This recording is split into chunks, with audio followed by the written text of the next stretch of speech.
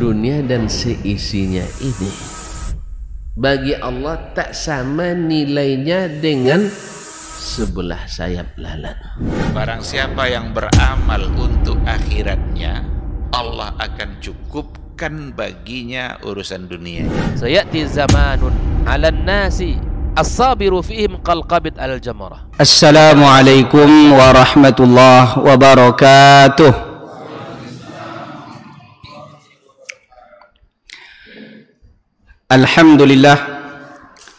Alhamdulillahilladzi arsala rasulahu bil huda wa dinil haqqi liyadhhirahu 'ala ad-dini kullih walau karihal musyrikun. Ashhadu an la ilaha illallah wahdahu la syarika lah wa ashhadu anna Muhammadan abduhu wa rasuluhu la nabiyya ba'dah. Allahumma salli wa sallim wa barik alaihi wa ala alihi wa ashabihi ajma'in. Subhanaka la ilma lana illa ma 'allamtana innaka antal alimul hakim. Rabbi syrah li sadri wa yassir li amri wahlul 'uqdatam min lisani yafqahu qawli. Hasbunallahu wa ni'mal wakil, ni'mal maula wa ni'man nasir. Yang saya hormati Pak RT, yang saya hormati Pak RW pun saya tak tahu datang ke tak datang. Yang saya hormati semua pengurus masjid Jabal Rahmah. Yang saya hormati semua muslimin dan muslimat yang dirahmati oleh Allah Subhanahu wa taala. Mudah-mudahan kita termasuk golongan hamba-hamba yang dikasihi oleh Allah Subhanahu wa taala. Amin ya rabbal alamin. Bersyukur kita pada Allah Subhanahu wa taala, malam ini kita ditakdirkan oleh Allah Subhanahu wa taala untuk bertemu di Masjid Jabal Rahmah. Saya ditakdirkan oleh Allah Subhanahu wa taala untuk duduk di tempat ini.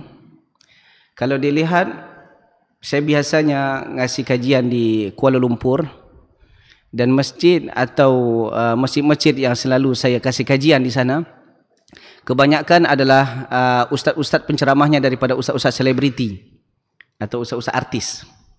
Jadi saya mengajar di tempat yang mana biasa ustaz artis ngajar di sana. Tapi itu biasa. Namun ketika duduk di tempat ini, masjidnya cukup sederhana, meja pun sederhana, tapi Masya Allah di sini duduk para guru-guru saya, ustaz-ustaz saya. Di tempat ini juga duduk guru-guru saya, ustaz-ustaz saya. Jadi sebenarnya saya duduk di sini tidak layak untuk memberikan kajian kepada jemaah. Sebenarnya saya duduk di sini bukan menandakan saya orang yang paling bertakwa kepada Allah, bukan orang yang paling alim di antara jemaah. Tapi kerana ada yang meminta, saya cobalah share sedikit ilmu yang saya dapat. Muslimin dan muslimat yang dikasihi oleh Allah Subhanahu wa taala, pada malam ini insya-Allah kita akan mulakan kuliah kita atau kajian kita, yaitu tentang hikmah kisah-kisah di balik kisah-kisah dalam Al-Quran. Seperti mana kita tahu bahawa dalam Al-Quran, di dalam Al-Quran ada pelbagai cerita. Ada yang bercerita, ada yang mengisahkan tentang bab akidah. Betul? Ada ayatul ahkam, ayat-ayat berkaitan dengan hukum-hukum fikih. Ada juga yang berkaitan dengan kisah-kisah al-qasas, baik itu kisah para nabi, kisah orang saleh, kisah orang-orang jahat, atau kisah para binatang. Disebutkan oleh Allah Subhanahu wa taala dalam Al-Quran. Semua kisah yang Allah sebut dalam Al-Quran bukanlah kisah-kisah kosong. Bukan kisah yang hanya sekedar bisa dibawa lalu saja. Tapi semua kisah yang disebutkan oleh Allah Subhanahu wa taala ada pesan, ada hikmah yang Allah ingin sampaikan kepada hamba-hambanya. Supaya apa? Jika kisah yang disebutkan oleh Allah adalah orang-orang saleh, maka umat Islam seharusnya mengikuti jejak mereka. Jika dalam Al-Quran diceritakan tentang kisah-kisah orang yang jahat, orang-orang yang derhaka pada Allah Subhanahu wa taala, sepatutnya umat Islam jauhi sifat mereka. Ketika Allah Subhanahu wa taala menceritakan tentang kisah semut, kisah binatang, kisah lebah, semuanya ada hikmahnya. Jemaah dikasihi oleh Allah Subhanahu wa taala. Di antara kisah yang akan kita kongsikan pada malam ini, yang akan kita sharing pada malam ini adalah kisah yang mungkin biasa didengar oleh para jemaah. Kisahnya sangat pendek, tapi ternyata banyak hikmah yang Allah ingin sampaikan kepada kita semua. Apa kisahnya? Yaitu tentang kisah An-Naml. Kisah An-Naml. An-Namlu. Apa tu An-Namlu? Apa dia? Semut. Kita mulai belajar dari yang kecil dulu. Kisah semut. Masya Allah, semut ni hanya binatang kecil yang dhaif, betul Semut ni binatang kecil dhaif. Dia tidak ada sekolah pun semut ni. Semut tidak ada S1, S2, S3. Ada profesor semut?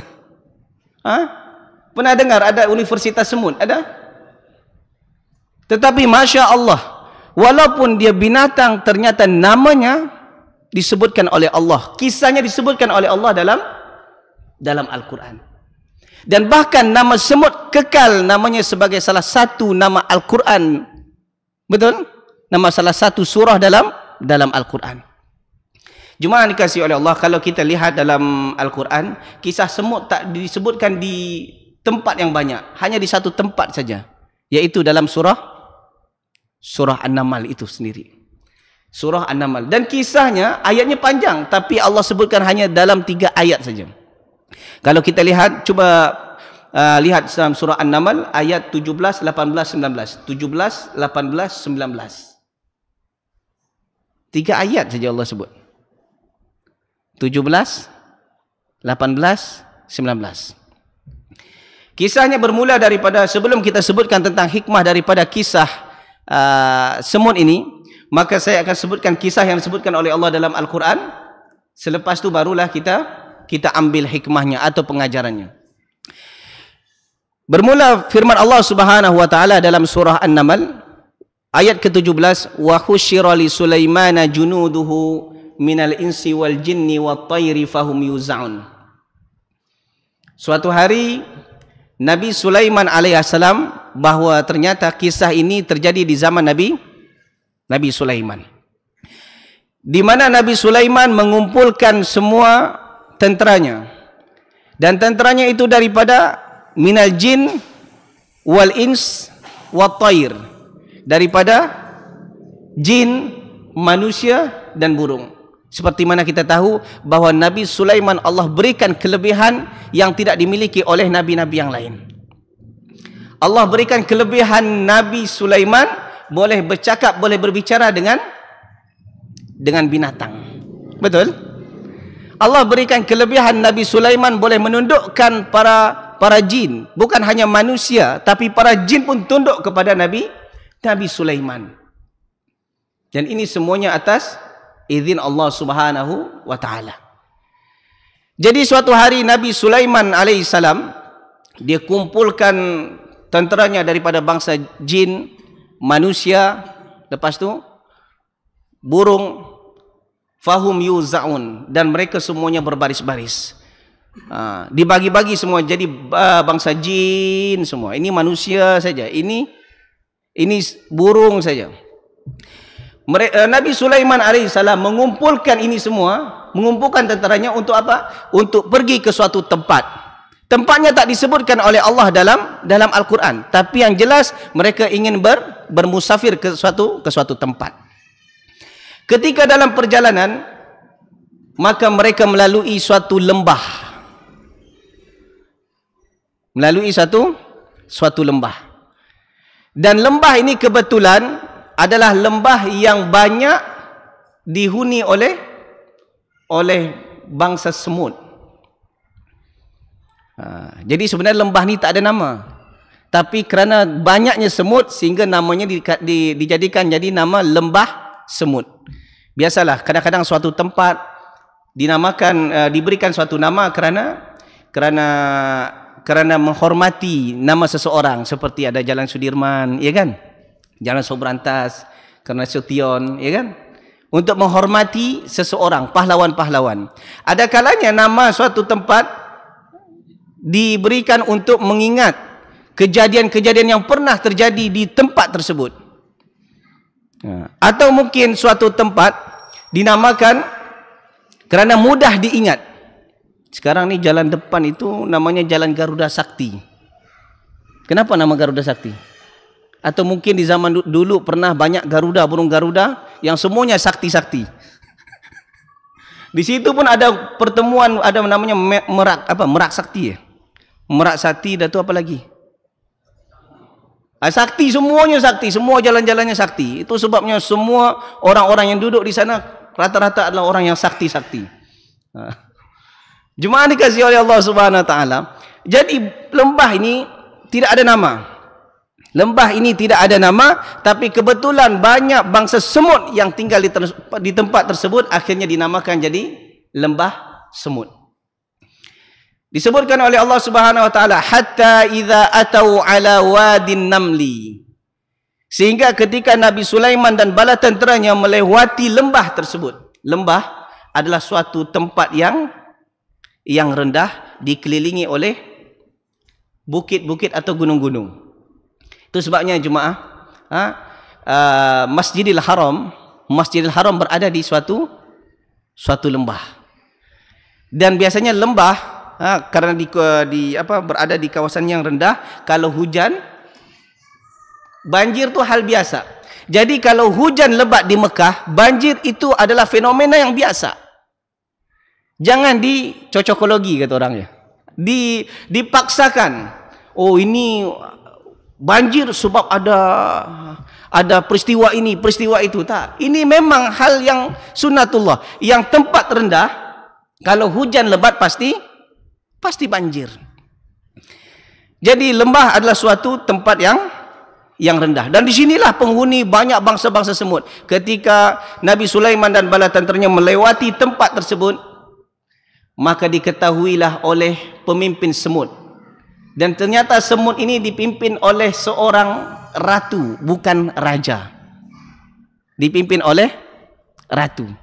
Jadi ada namanya ratu semut.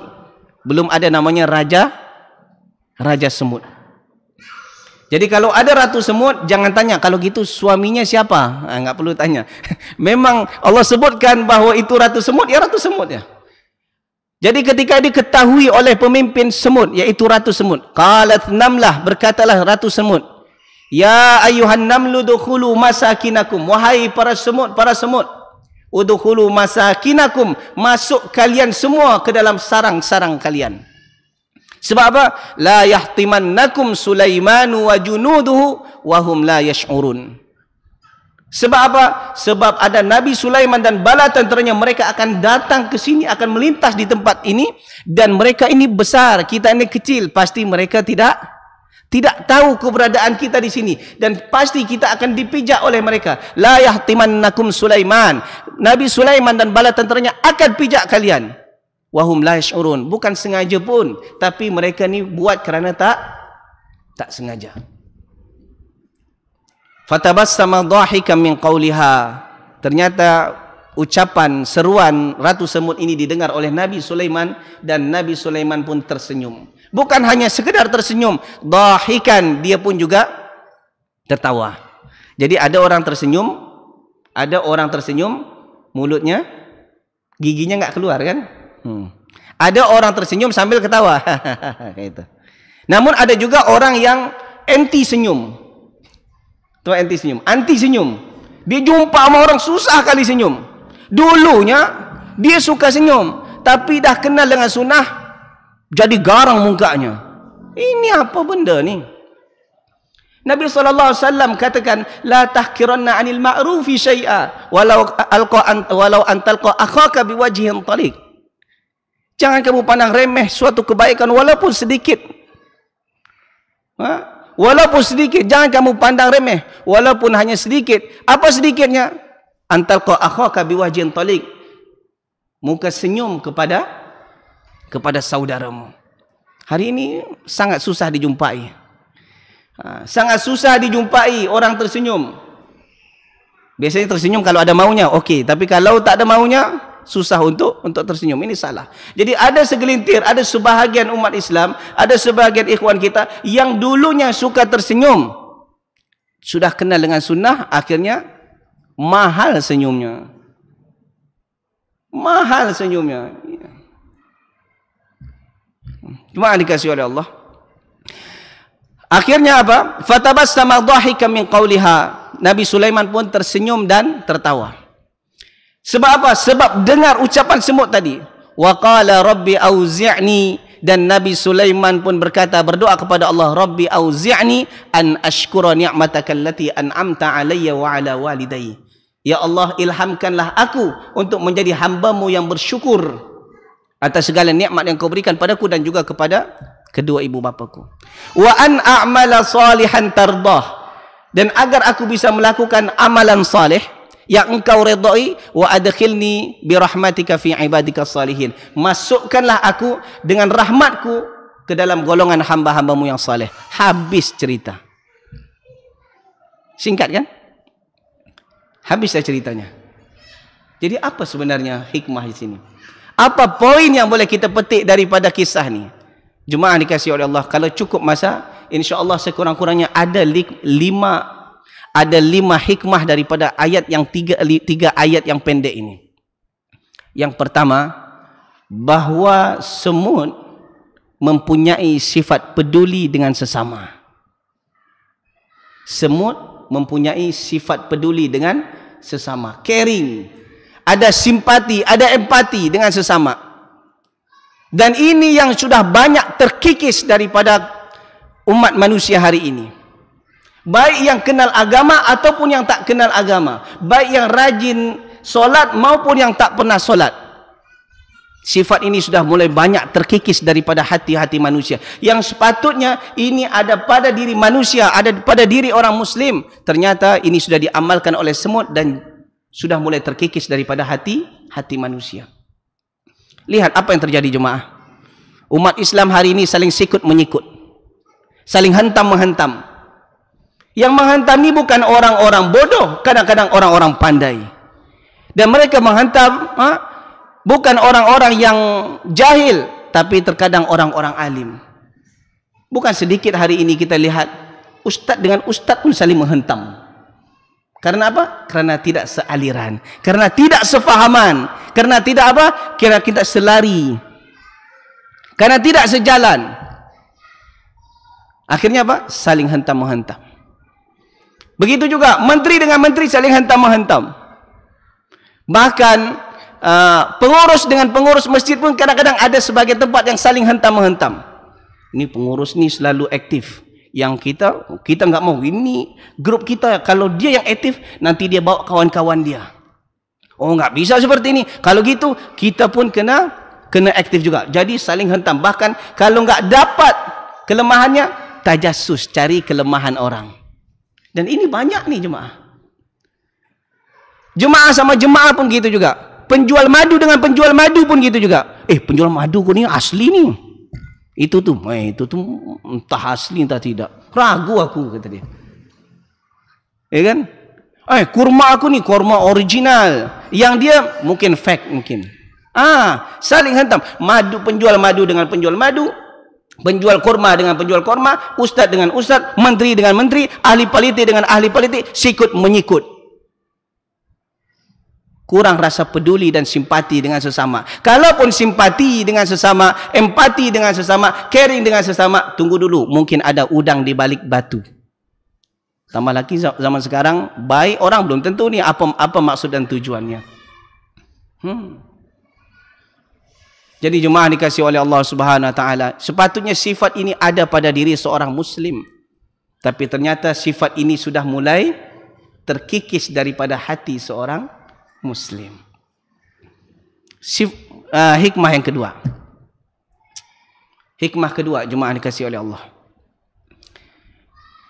Semut mempunyai pemimpin yang peduli dengan nasib rakyatnya. Betul tak? Qalat namlatu ya ayuhan namlu dukhulu masakinakum. Berkata ratu, yaitu pemimpin semut, wahai para semut, masuk kalian ke dalam sarang kalian. Nanti ada Nabi Sulaiman dan bala tenteranya yang akan melintas di tempat ini, dipijaknya kalian, mati kalian semua. Peduli kan? Peduli dengan nasib rakyatnya. Padahal jemaah, kecepatan lari ratu semut enggak jauh beda dengan rakyat semut. Kita dari sini, dari masjid ini pergi ke Garuda Sakti jalan kaki kira-kira berapa menit? Hah? Halo. Hah? 15 menit ya? 15 menit sampai simpang Uka ni kan sekitar 15 menit lebih kurang kalau kita jalan kaki. Kira-kira kalau semut dari masjid ini pergi sampai simpang Uka tu kira-kira berapa lama dia habis waktu? Berapa hari dia habiskan masa dia untuk dari tempat ini sampai ke simpang Uka tu? Boleh jadi mungkin berhari-hari, betul tak? Jadi jalan semut pun sedikit demi sedikit. Jalan semut pun pendek, jalan semut pun lambat. Tapi walaupun dia lambat, dia bukan pedulikan diri sendiri. Dia bukan hanya selamatkan diri sendiri, dia juga selamatkan rakyatnya. Iya kan?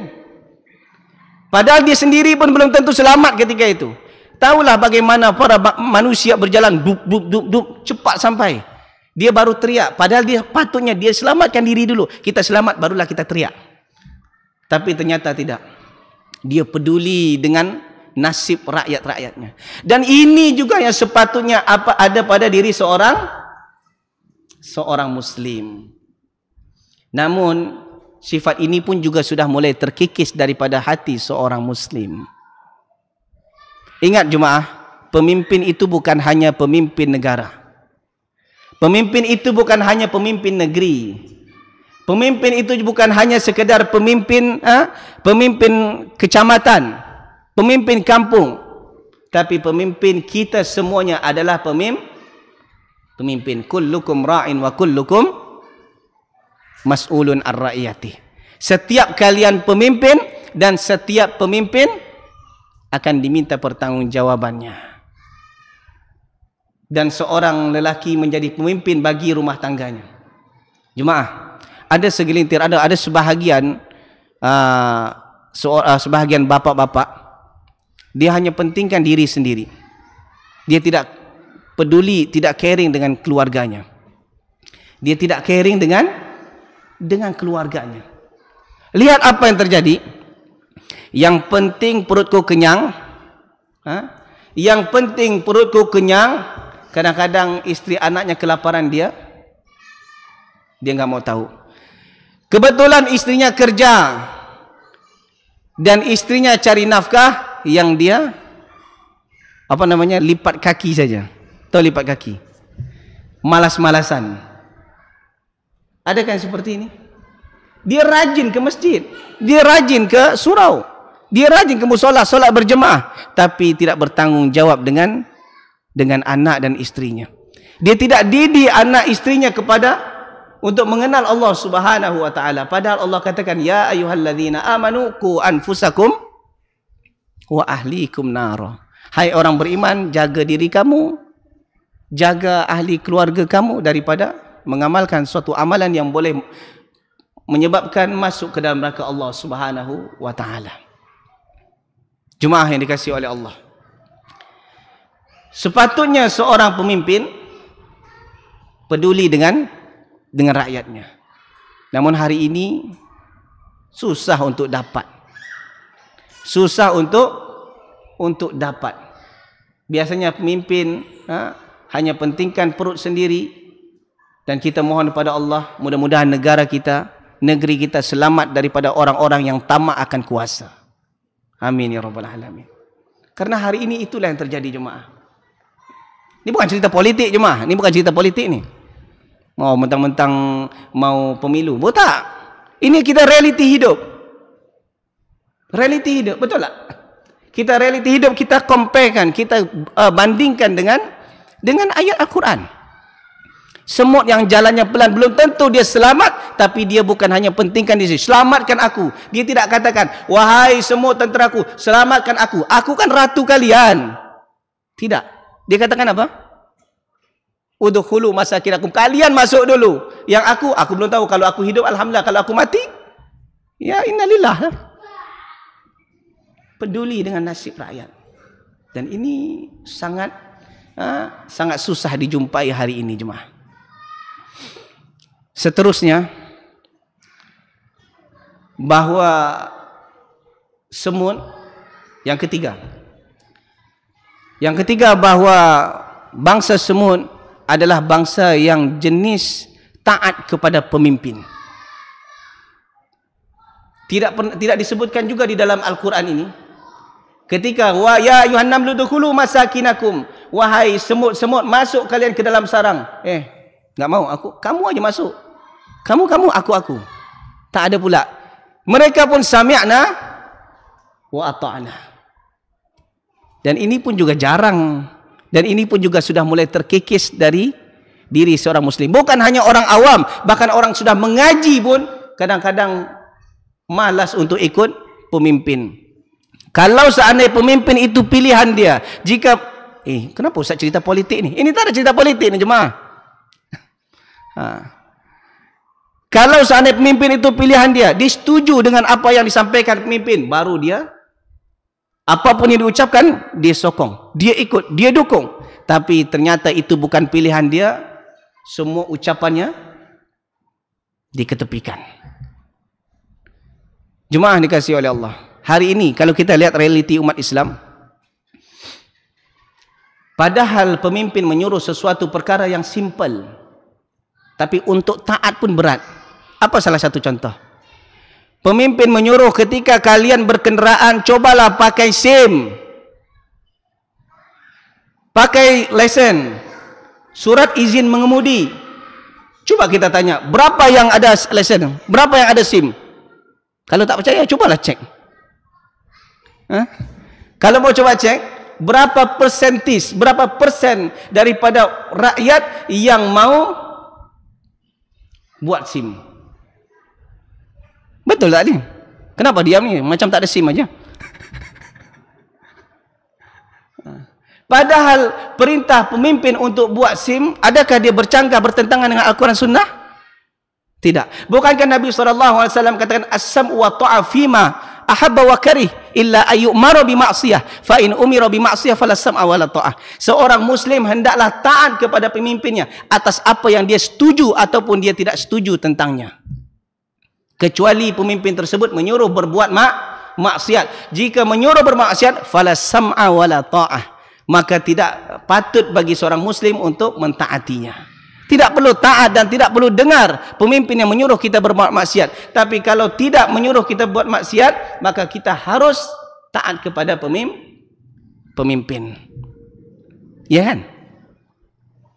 Kira-kira kalau buat SIM tu jemaah, buat SIM izin, surat izin mengemudi itu bertentangan enggak dengan Al-Quran dan Sunnah? Tidak. Kadang-kadang sudahlah buat ni, sudahlah tidak taat kepada pemimpin, dia tu pun bangga pula. Wah, aku ni sudah 15 tahun naik motor tak ada SIM, okey-okey aja. Ya. Sudah buat salah tapi bangga. Ada orang buat salah malu, itu bagus. Yang teruknya, yang parahnya macam mana? Ketika dia buat salah, bangga dengan kesalahan. Ini memang teruk ni. Memang parah sekali.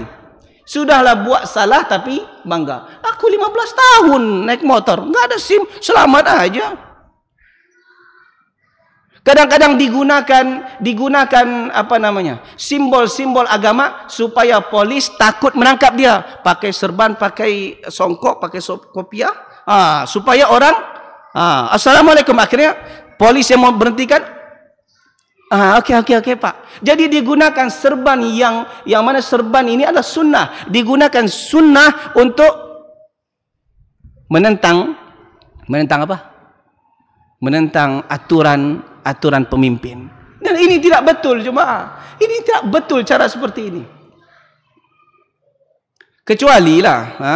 Kecuali kalau seandainya mungkin dekat rumah di sini, dia mau pergi ke masjid, enggak mungkin pula pakai helm, dekat sini okeylah. Ini di jalan raya, di jalan utama, di jalan Sudirman kadang-kadang pakai serban, selamat kata dia. Bahkan serban saya ini lagi kuat daripada helm. Kalau tak percaya, coba ambil helm, pecah. Serban ni kalau dihantukkan ke lantai takkan pecah. Mestilah dia kain. Jangan mencipta-cipta alasan. Ini mencipta alasan namanya ni. Buat-buat alasan untuk mengelak daripada mentaati pemimpin. Mentaati pemimpin. Kita dalam Islam, Allah katakan apa? Udkhulu fis silmi kafah. Ya ayyuhalladzina amanu udkhulu fis silmi kafah. Hai orang beriman, masuklah kamu ke dalam Islam secara kafah. Apa itu kafah? Seluruh. Bukan apa yang aku suka, aku ambil, yang aku tak suka, aku tinggalkan. Itu bukan kafah. Dan mentaati pemimpin itu perintah Allah atau perintah manusia? Perintah Allah dan juga perintah Rasul. Tadi alal mar'il muslim as-sam'u wa ta'a fi ma ahabba wa kari. Seorang muslim hendaklah taat kepada pemimpin atas apa yang disetujui ataupun dia tak setuju. Di ayat Al-Quran dalam surah An-Nisa Allah katakan apa? Ya ayyuhalladzina amanu atii'ullah wa atii'ur rasul wa ulil amri minkum. Hai orang beriman, taat kamu pada Allah, taat kamu pada Rasul dan pemimpin kalian. Lihat kan? Ini perintah Allah dan perintah Rasul. Kalau seandainya perintah Allah, perintah Rasul, maka kita yang mengaku Ahlus Sunnah wal Jamaah harus ikut, kecuali pemimpin menyuruh buat maksiat. SIM ini bukan maksiat, taat. Pakai helmet, pakai helm. Ini tidak bertentangan dengan Al-Quran dan Sunnah. Bahkan ia selari dengan Al-Quran dan Sunnah. Tapi ini pun berat. Kadang-kadang tu saya katakan, yang menentang hukum pemimpin bukan orang-orang awam, tapi orang-orang yang terkadang sudah mengaji, orang yang sudah kenal Al-Quran, orang-orang yang sudah kenal Sunnah. Na'udzubillah min dzalik. Yang lepas ni yang tak ada SIM, sila-sila buat SIM cepat. Sebagai bentuk taat kita kepada pemimpin. Jangan bangga pula. Kalau malas buat SIM, diam-diam, jangan bangga pula. Oh, aku ni 15 tahun tak pakai SIM, selamat dia. Jangan macam tu. Diam. Malu sikit. Cuma dikasih oleh Allah Subhanahu wa taala. Ini adalah jenis para bangsa semut. As-sam'u wa ta'ah. Para semut, bangsa semut taat kepada pemimpinnya. Dan poin yang keempat. Hikmah yang keempat daripada ayat ni. Daripada filosofi hidup semut, semut ni ternyata jenis makhluk yang tidak bisa diadu domba. Dia tidak bisa diadu domba. Kambing bisa diadu tak? Bisa. Coba ambil kambing, 2 ekor kambing, adukan. Bergaduh tu. Berantem. Ya kan? Coba ayam. Dilagakan ayam ni. Bergaduh tak? Bergaduh. Coba apa lagi? Kucing. Berantem kucing kan? Wang, kan gitu kan? Tapi coba semut. Kalau jemaah tak percaya nanti balik rumah nampak semut, ambil 2 ekor, lagakan. Tak berantem semut tu. Semut takkan berantem dia. Dia tidak mau diadu domba. Dia tidak mau diadu domba. Walaupun kita seperti ini. Penat kita, dia tidak bergaduh juga. Paling-paling dia dekat, dah tu dia pergi. Itu bukan bergaduh, tapi itu adalah salaman. Dia pergi lagi. Ajib kan? Binatang kecil, dhaif, tak sekolah, tapi susah diadu domba. Namun umat Islam hari ini, manusia yang berakal, yang terkadang bukan orang-orang bodoh, terkadang ada gelar S1, S2, S3, senang sekali diadu domba oleh orang lain. Bahkan terkadang sesama ikhwan pun senang diadu domba.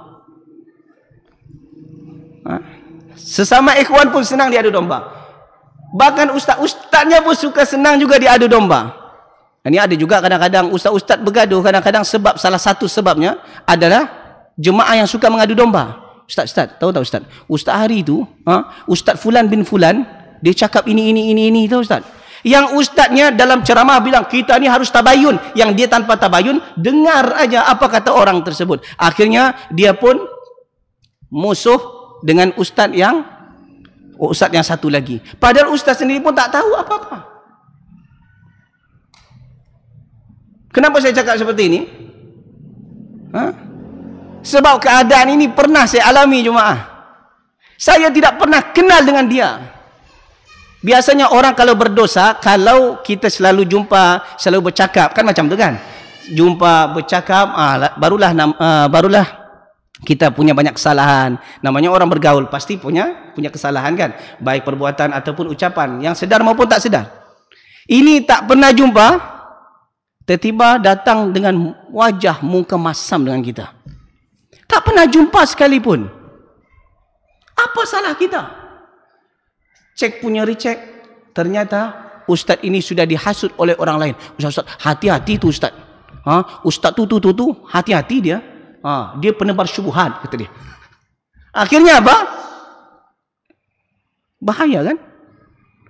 Jemaah, la yadkhulul jannata namam. Tidak akan masuk surga orang yang suka mengadu domba. Mungkin jemaah pernah dengar bahawa ada suatu hadis yang diriwayatkan Imam Bukhari. Suatu ketika Nabi SAW melintas dua buah kuburan, lalu Nabi SAW mendengar, innahuma la yu'adzaban. Kedua penghuni kubur ni lagi diseksa oleh Allah Subhanahu wa taala dalam kuburnya. Wa ma yu'adzabani fi kabir. Mereka diseksa bukan disebabkan dosa besar. Bala wa innahu lakabir. Ya, sebenarnya itu dosa besar, tapi kerana selalu buat, dia pandang dosa itu dosa kecil. Jadi jemaah, kita kalau jarang buat salah, sekali buat salah kita akan merasa takut. Tapi orang kalau dah biasa buat salah, kalau orang biasa buat salah, jangankan dosa kecil, dosa besar pun dia anggap remeh. Jemaah kalau tak percaya, jemaah kan enggak pernah kan curi tabung masjid, enggak pernah kan? Ada yang pernah sini? Tak ada kan? Ada yang punya pengalaman? Tak ada kan? Cuba nanti malam ni, bukan maaf ni, jangan ini live ni. Cubalah sekali pegang tabung niat untuk mencuri, pasti rasa gigil tu. Menggigil tu. Nak pegang tabung dari mana? Nak pegang tabung tu gigil. Padahal belum mencuri, baru niat mau mencuri. Tapi kalau orang yang biasa mencuri, biasa, tabung masjid ke surau, biasa. Lagi punya masjid lagi bagus aku ambil, sebab uang masjid berkat, kata dia. Ada betul. Saya pernah jumpa dua orang ni lain persepsi dia. Satu maling, pencuri, dia suka mencuri, tapi punya masjid enggak mau dicuri. Alasannya apa? Kalau mencuri punya masjid, hidup kita enggak berkat, kata dia. Tahu dia ternyata. Kalau yang lain okey. Ada juga yang satu lagi pencuri. Yang ini dia katakan, tapi dia mantan lah, mana bukan sekarang curi.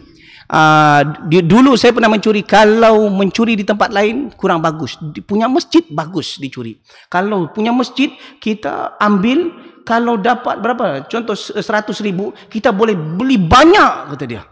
Tapi kalau mencuri tempat lain cepat aja hilangnya. Jadi uang masjid ni memang berkat kalau kita ambil, kata dia. Dua orang, dan ini nyata jemaah. Dulu dia katakan, saya pernah mencuri ustaz.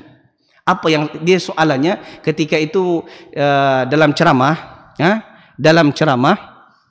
jadi masa dalam ceramah ada pertanyaan. Salah satu pertanyaannya, bagaimana seandainya saya dulu pernah mengambil uang masjid, pernah mengambil uang masjid, yang mana uang masjid ini banyak, saya tak tahu lagi berapa jumlahnya, tapi saya selalu ambil. Dan itu bukan masjid dekat rumah, saya mesti jauh-jauh, kata dia. Apa yang perlu saya buat? Itu pertanyaannya. Dan selepas kuliah, selepas ceramah, selepas kajian, dia datang jumpa, sebenarnya saya itu yang bertanya tu ustaz, kata dia. Jadi cuma dikasih oleh Allah Subhanahu Wa Taala. Lihat, semua tak bisa diadu domba, tapi manusia hari ini suka diadu domba. Bukan hanya orang awam, bukan hanya orang awam, tapi orang yang bergelar ustaz, bergelar azan. Belum kan? Orang yang bergelar ustaz, orang yang sudah mengaji, yang sudah kenal dengan Al-Quran dan Sunnah, itu pun senang diadu domba. Katanya tabayun. Tapi ketika diajak oleh orang untuk tabayun, enggak mau. Alasannya apa? Engkau ni dicop terus orang ni. Ini adalah salah. Lihat, salah satu penghuni kubur ni diseksa oleh Allah Subhanahu Wa Taala, salah satunya apa? Sebab dia yang pertama kerana tak menjaga kebersihan istinja. Yang kedua kerana semasa hidupnya dia suka mengadu domba orang lain. Kalau semut saja susah diadu domba, kenapa kita kalah daripada semut? Yang terakhir dan yang kelima, jemaah. Bentar lagi isyak kan? Saya ceramah asyik tengok jam aja. Sebab saya dikasih tahu kita ceramah hanya sampai isyak. Dan saya pun juga enggak mau mengambil masa jemaah, mana tahu jemaah lepas isyak ni ada appointment, ada janji dengan yang lain. Kita mengaji, tapi jangan sampai ganggu appointment orang. Itulah cerita dia. Yang terakhir, yang kelima dan yang terakhir jemaah. Semut ni punya sifat suka memberi uzur kepada orang lain walaupun nyawanya terancam. Lihat di dalam Al-Quran, Allah sebut apa tadi? Dia katakan, la yahtimannakum Sulaiman wa junuduhu wa hum la yash'urun. Nabi Sulaiman dan tenteranya akan pijak kalian. Sebab dia besar, kita kecil. Tapi mereka pijak kita ni bukan sengaja pun. Wahum la yash'urun. Mereka ini tidak sadar. Mereka ini tidak tahu. Sebab mereka besar, kita kecil. Mestilah kita kena pijak. Tambah lagi tentera yang besar. Padahal semut ni nyawanya terancam jemaah. Nyawanya terancam, tapi masih bisa untuk memberikan uzur kepada orang lain. Dan ini sudah banyak terkikis juga daripada hati kaum muslimin. Hari ini kaum muslimin susah memberikan uzur, susah memberikan maaf kepada orang lain. Boleh saja memberikan uzur itu kalau satu geng. Kalau ustaz dia dibagi uzur. Kalau ustaz dia buat salah walaupun dah jelas salah, wah mungkin ustaz tu tersilap. Biasalah namanya manusia kan.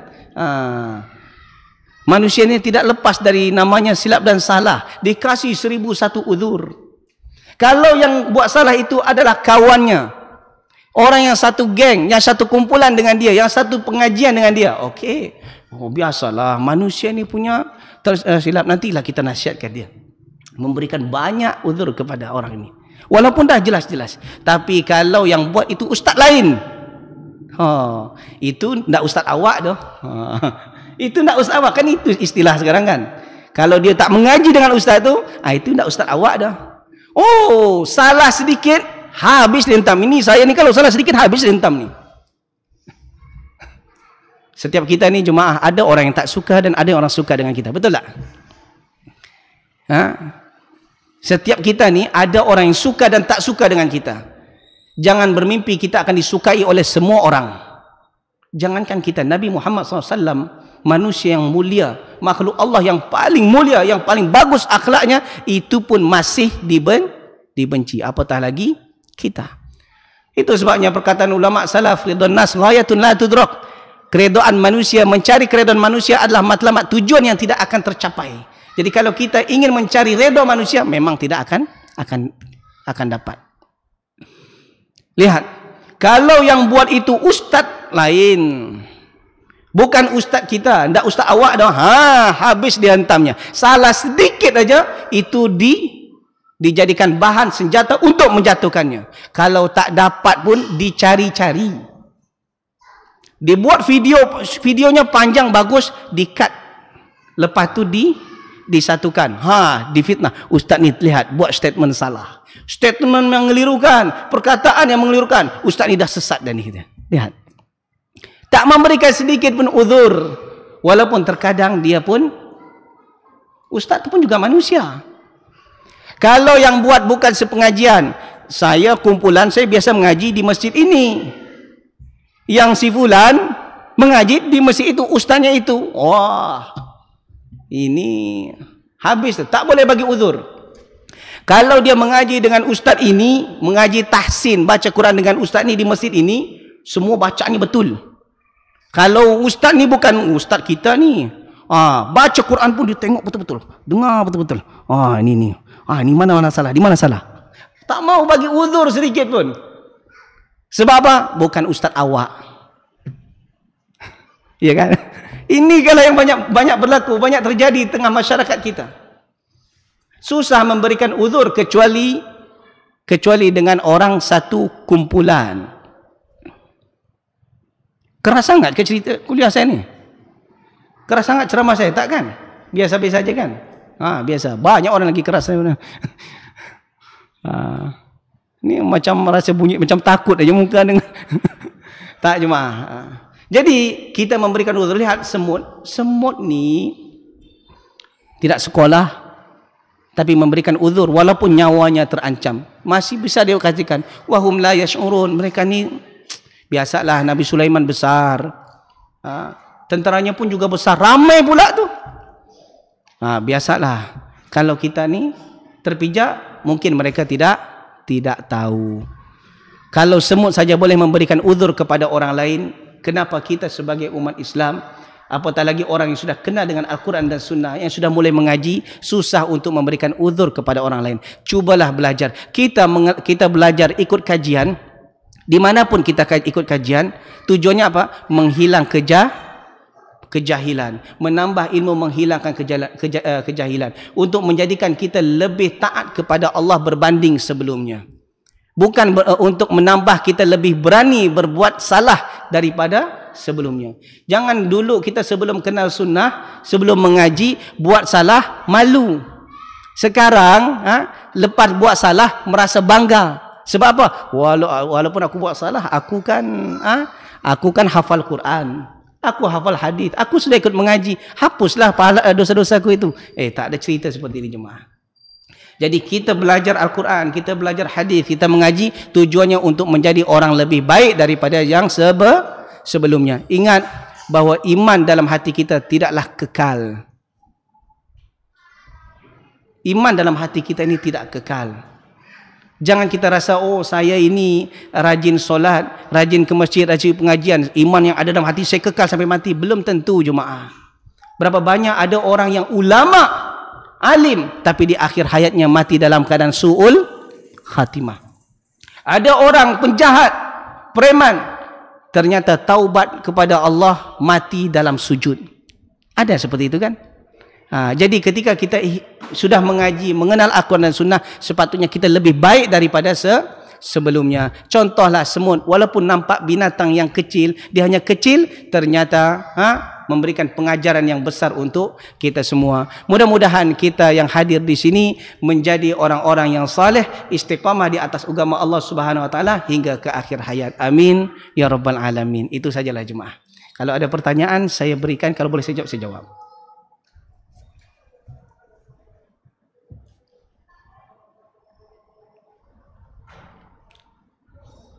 Azan dulu. Bagi azan. Okey, sila.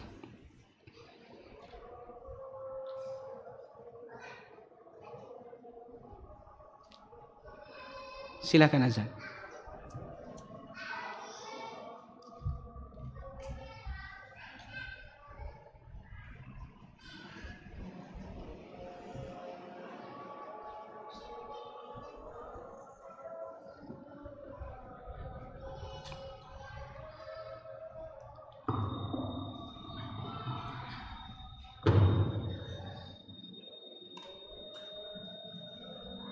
Allahu Akbar.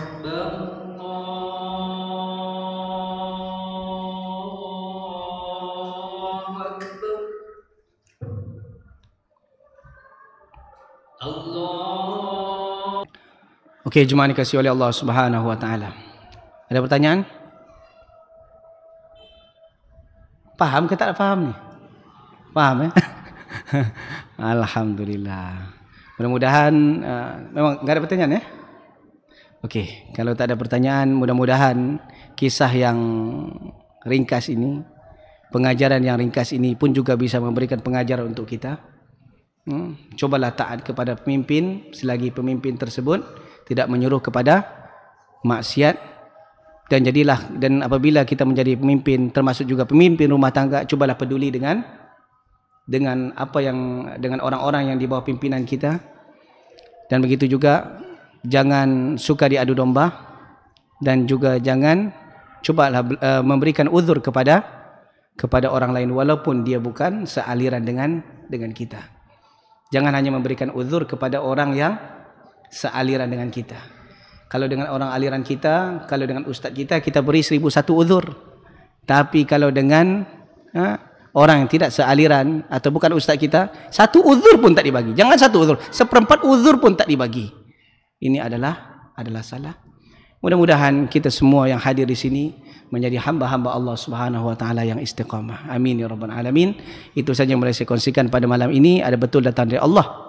Silap salah berpunca daripada kebodohan dan kejahilan saya sendiri. Subhanakallah bihamdik, asyhadu an la ilaha illa anta, astaghfiruka wa atubu ilaik. Assalamualaikum warahmatullahi wabarakatuh.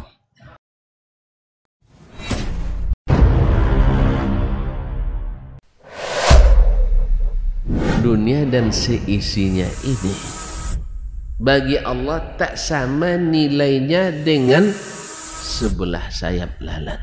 Barang siapa yang beramal untuk akhiratnya, Allah akan cukupkan baginya urusan dunia. Sayati zamanun 'alan nasi as-sabiru fihim qalqabit al-jamarah. Akan ada satu masa di akhir zaman yang berpegang teguh dengan agamanya seperti orang yang sedang memegang bara